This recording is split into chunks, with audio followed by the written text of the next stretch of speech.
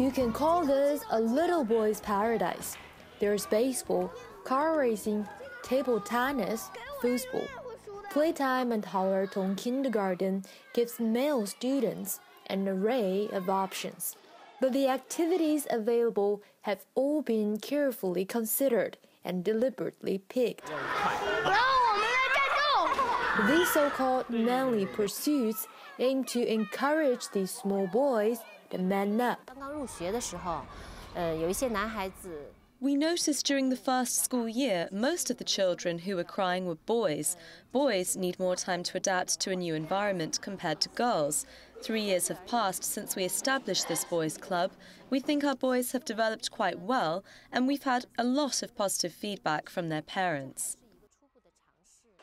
Hauertong Kindergarten is tackling what some in China have dubbed a boys' crisis.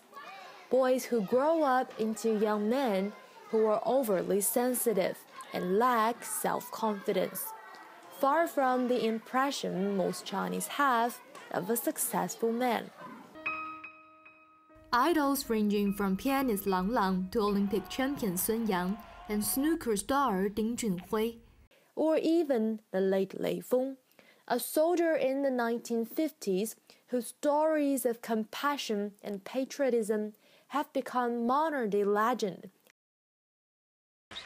all successful in their respective fields and possessing similar traits: strength, bravery, authority, and competitiveness.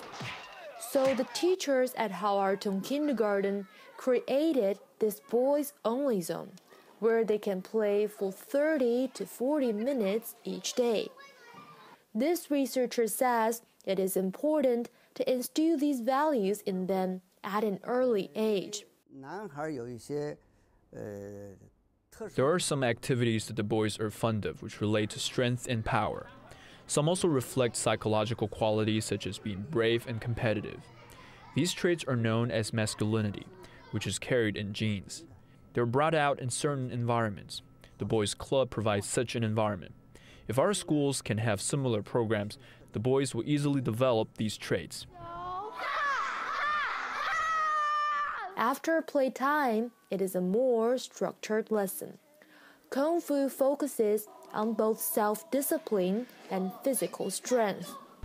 It is hoped lessons learned at the kindergarten can remain with the boys at start primary schools.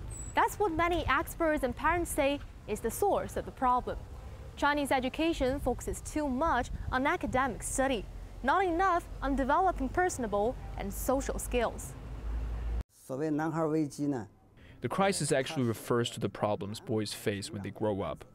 We focus too much on scores, so we miss out on getting boys to develop these masculine traits by taking part in activities and solving problems. As a result, they become easily marginalized. In most families, the mother plays the major role in educating the children, so young boys don't have a male role model to follow. The situation is similar at school. There are always more female teachers than there are males. The lack of support for boys has resulted in many falling behind their peers academically, which experts say further shakes their confidence as they grow into young men. But things are slowly starting to change. This is survival class at the Shanghai No. 8 high school. 18-year-old Li Zhongyang is one of the students enrolled. It is very important that we learn how to respond correctly in emergencies. When something like this really happens, we can save our lives. Before taking part in classes like this, Li says he often relied on others to help him with even simple tasks. But the new all-boys program has changed him, giving him the confidence to be independent. The theme of survival lesson is what to do if trapped in a burning bus. Other students say the class is helpful too. Emergencies could happen at any time. The odds are equal to each one of us. The class is like a safety lock for our own lives.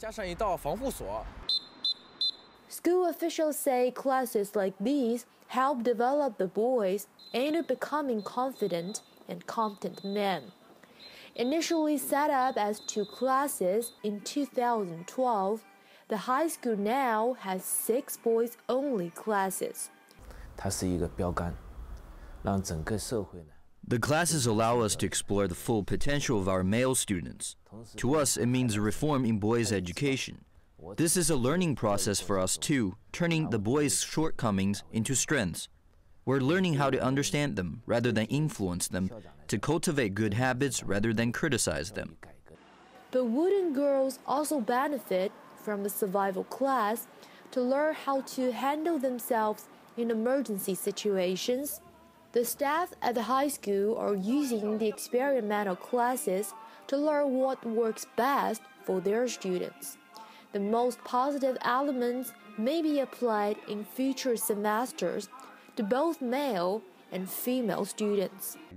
This expert says the boys' class is a good first step in addressing the so-called crisis.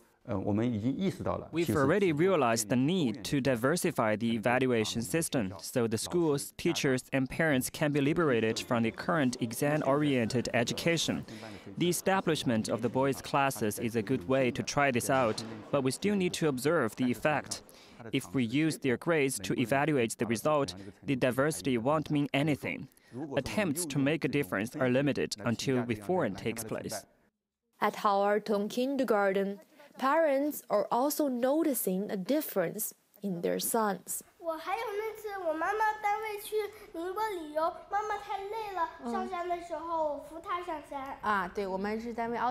I remembered there was a company outing to a nearby city on Mother's Day. He said to me, "Today is Mother's Day. Let me help you climb up the mountain." Then he carried my bag on his back. He helped me when we climbed up and then back down. He said he's a real man and can take care of me. He didn't know this when he entered the kindergarten in the first year. At that time, he was quite clingy. He wanted me to hug him and was very naughty. From many small things in daily life, I can tell how he's growing up. Whether these boys will grow up to be the kind of men their parents want them to be won't be known for years. But parents and teachers say they're off to a good start. For Simon Asia, I'm Shi Wenjing in Shanghai.